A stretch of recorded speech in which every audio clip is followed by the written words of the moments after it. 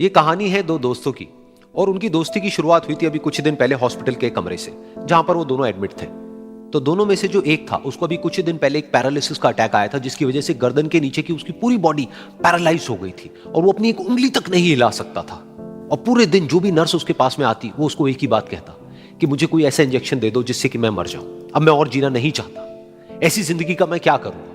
तो उसका जो दोस्त था उस कमरे में, क्योंकि वो चल फिर सकता था, तो रोज सुबह और रोज शाम को उस कमरे में एक खिड़की थी, उसके पास में जाकर के खड़ा हो जाता और अपने दोस्त को बताता कि उस खिड़की के बाहर क्या चल रहा है। बिल्कुल नीला आसमान है, सफेद बादल है, हल्की हल्की हवा चल रही है और कुछ पंछी उड़ रहे हैं। एक बहुत ही सुंदर बीच है जहां पर कुछ बच्चे मिट्टी के घरौंदे बना रहे हैं। कुछ लोग हैं जो वहां पर बैठे हुए बस समुद्र की लहरों को देख रहे हैं। कुछ लोग जॉगिंग कर रहे हैं, कोई एक्सरसाइज कर रहा है, कोई पतंग उड़ा रहा है। वहां पर एक आइसक्रीम की स्टॉल है जहां पर कुछ लोग आकर के आइसक्रीम खा रहे हैं। और सनसेट के टाइम पे जो पानी है वो पूरा गोल्डन हो जाता है और चमकने लगता है। तो शुरू में तो जब उसने वो सब बताना शुरू किया तो उसके दोस्त के ऊपर ज्यादा असर नहीं हुआ, लेकिन धीरे धीरे उसके अंदर जीने की चाह जागने लगी। अब वो सुबह का इंतजार करने लगा कि जल्दी से सुबह हो और मेरा दोस्त मुझे बताए कि आज यहां पर क्या हो रहा है। कुछ दिन तक ऐसे ही चलता रहा। फिर एक दिन जब वो सुबह उठा तो उसने देखा कि सामने वाला बेड खाली है। फिर उसने नर्स को बुलाया और उससे पूछा कि क्या वो डिस्चार्ज हो गया है। तो नर्स ने कहा कि आपको तो उन्होंने बताया होगा, उनके पास कुछ ही दिन बाकी थे और कल रात को ही उनकी डेथ हो गई है। ये सुन करके उसके अंदर की उम्मीद पूरी तरह से टूट गई, क्योंकि सिर्फ उसका दोस्त ही था जिसने उसको बाहर की दुनिया से जोड़ा हुआ था, जिसकी वजह से वो जान पाता था कि बाहर क्या हो रहा है और ये दुनिया कितनी खूबसूरत है। तो कुछ दिन तक तो वो रोता रहा और उसने जीने की चाह छोड़ दी। लेकिन दूसरी ही तरफ से उसके अंदर कहीं ना कहीं एक नई चाह पैदा हुई कि काश मरने से पहले एक बार मैं खुद अपनी आंखों से देखूं इस खिड़की के बाहर कि ये दुनिया कैसी है। जैसे जैसे उसकी ये चाह बढ़ने लगी, उसको अपने अंदर एक अजीब सी एनर्जी महसूस होने लगी। और फिर एक दिन उसने अपनी पूरी ताकत लगा दी और किसी तरीके से वो बेड से नीचे गिरा और पकड़ पकड़ करके किसी तरह से उस खिड़की तक पहुंचा। फिर उस खिड़की को पकड़ करके वो खड़ा हुआ और खिड़की के बाहर देख लिया। लेकिन खिड़की के बाहर देखते ही वो गुस्से से भर गया। उसने जोर से नर्स को आवाज लगाई और जैसे ही नर्स आई उसने नर्स से पूछा, ये तुमने क्या किया, ये खिड़की के बाहर काली दीवार क्यों खड़ी कर दी। तो नर्स को समझ नहीं आया वो क्या बोल रहा है और वो बोली कि मुझे 5 साल हो गए हैं यहां पर, जब से मैं आई हूं तब से तो ये काली दीवार यहां पर है। तब जाकर के उसको समझ आया कि उसका वो दोस्त उससे झूठ बोल रहा था। और उसने नर्स से पूछा, अगर ये काली दीवार पिछले 5 साल से यहां पर है तो मेरे दोस्त ने मुझसे झूठ क्यों कहा। तो नर्स थोड़ा सा मुस्कुराई और बोली कि मैं ये तो नहीं जानती कि उन्होंने आपसे झूठ क्यों कहा, लेकिन मैं इतना जरूर जानती हूं कि जो भी कुछ उन्होंने आपसे कहा उसी वजह से आप अभी अपने पैरों पर खड़े हैं। तो इस कहानी से हमको यह सीखने को मिलता है कि जो हमारे शब्द हैं, जो हमारे वर्ड्स हैं, जो हम अपने मुंह से बाहर निकालते हैं, उसमें इतनी पावर है जिसकी कोई हद नहीं है। वो किसी आदमी को गिरा भी सकते हैं और उसको उठा भी सकते हैं। तो अब आपके ऊपर है कि आप अपनी इस पावर को यूज करते हो या मिस यूज करते हो।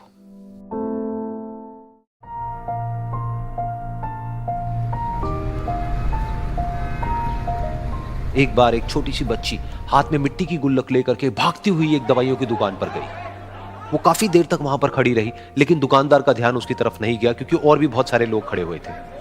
उसने दुकानदार को कई बार बुलाया, लेकिन वहां पर भीड़ इतनी थी कि दुकानदार का ध्यान उसकी तरफ गया ही नहीं। और फिर उस बच्ची को थोड़ा सा गुस्सा आया तो उसने अपनी मिट्टी की गुल्लक लेकर के वहीं काउंटर पर जोर से रख दी, जिसके बाद में जो दुकानदार था और जितने भी लोग खड़े थे वो सब उस बच्ची की तरफ देखने लग गए। और फिर उस दुकानदार ने उस बच्ची से पूछा, बेटे आपको क्या चाहिए। तो वो बड़े ही भोलेपन से बोली कि मुझे एक चमत्कार चाहिए। ये सुनकर के दुकानदार को कुछ समझ नहीं आया, ना ही वहां पर जो लोग थे उनको कुछ समझ में आया और सब उसकी तरफ देखने लग गए। फिर दुकानदार ने बोला, बेटे चमत्कार तो यहां पर नहीं मिलता है।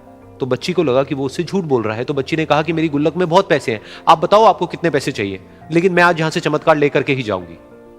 तो वहीं काउंटर पे एक और आदमी खड़ा था। उसने उस बच्ची से पूछा कि बेटे क्यों चाहिए तुमको चमत्कार। तब उस बच्ची ने अपनी कहानी बताई कि अभी कुछ दिन पहले मेरे भाई के सर में बहुत तेज दर्द हुआ, तो मेरे पापा मम्मी उसको हॉस्पिटल ले गए। उसके बाद कई दिन तक मेरा भाई घर नहीं आया। तो मैंने कई बार अपने पापा से पूछा, लेकिन उन्होंने मुझे कुछ नहीं बताया। उन्होंने बार बार यही कहा कि वो आ जाएगा, वो कल आ जाएगा, वो कल आ जाएगा, लेकिन वो आ ही नहीं रहा था। तो मैंने देखा कि मम्मी रो रही है। अब पापा मम्मी को कह रहे थे कि उसकी दवाइयों के लिए और उसके इलाज के लिए जितने पैसे चाहिए उतने मेरे पास में नहीं है। अब उसको कोई चमत्कार ही बचा सकता है। तब मुझे लगा कि अगर मेरे पापा के पास में इतने पैसे नहीं भी हैं तो क्या हुआ, मेरे पास में तो है। तो मैंने जितने भी पैसे जोड़ रखे हैं वो सारे लेकर के मैं इस दवाई की दुकान पर आई। फिर उस आदमी ने उस बच्ची से पूछा, कितने पैसे हैं तुम्हारे पास में? ये सुनते ही उस बच्ची ने अपनी गुल्लक उठाई, जमीन पे फेंकी और तोड़ दी और पैसे गिनने लग गई। बाकी सब लोग खड़े होकर के उसको देख रहे थे। थोड़ी देर बाद उसने सारे पैसे अपने हाथ में इकट्ठे किए और बोली, मेरे पास में पूरे 19 रुपए हैं। वो जो आदमी वहां पर खड़ा था वो थोड़ा सा मुस्कुराया और बोला कि अरे तुम्हारे पास में तो पूरे पैसे हैं, इतने का ही तो आता है चमत्कार। ये सुनकर के वो बच्ची बहुत खुश हो गई और बोली कि चलो मैं आपको अपने पापा से मिलवाती हूं। बाद में पता लगा कि वो आदमी कोई आम आदमी नहीं था, बल्कि एक बहुत बड़ा न्यूरोसर्जन था और उसने सिर्फ 19 रुपए में उसके भाई की सर्जरी करी और कुछ ही दिन बाद वो ठीक होकर के घर वापस आ गया। फिर कुछ दिन बाद वो बच्ची, उसका भाई, उसके पापा, उसकी मम्मी चारों एक साथ बैठे हुए थे और बात कर रहे थे। तो उसकी मम्मी ने उसके पापा से पूछा कि अब तो बता दो ये चमत्कार आपने किया कैसे?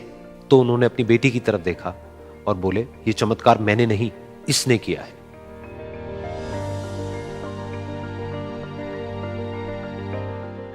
तो यहां पर एक बहुत बड़ी बात है जो हम उस छोटी सी बच्ची से सीख सकते हैं कि जिंदगी में कभी कभी ऐसा होता है कि हमको कोई रास्ता नजर नहीं आ रहा होता है और हम लोग हिम्मत हार जाते हैं। तब हमारे अंदर एक बच्चा होता है जो कोशिश करने से कभी भी पीछे नहीं हटता है। वो हार मानने को तैयार नहीं होता है क्योंकि उसको ना शब्द समझ नहीं आता है। वो बच्चा जिसके लिए कुछ भी नामुमकिन नहीं है, क्योंकि वो हर हाल में कोशिश करता ही रहता है।